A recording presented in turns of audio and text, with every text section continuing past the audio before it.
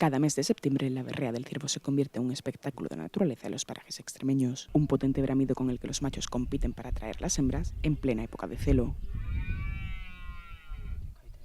De este modo, el ciclo anual del celo inunda cada rincón de los parajes extremeños. Es un espectáculo cargado de sonidos, olores, porque ahora coincide con el cambio de estación.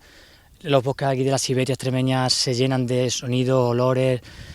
Es una experiencia que hay que hacer. O sea, todo aquel que venga a la Siberia extremeña tiene que venir a ver la berrea, que se lo va a pasar genial.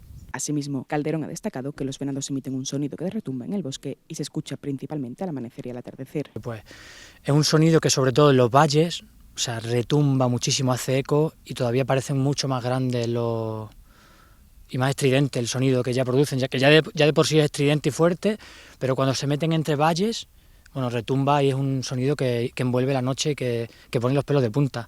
Así, este evento anual de la Reserva de la Biosfera se ha convertido en un referente para los amantes del ecoturismo y la naturaleza, donde los visitantes tienen la oportunidad de observar cómo la fauna salvaje sigue su ciclo vital en su hábitat natural. Es importante el silencio para no molestar sobre todo a los bichos y claro, cuanto menos se les moleste, mejor se comportan y más se puede disfrutar del espectáculo, porque se comportan de manera natural.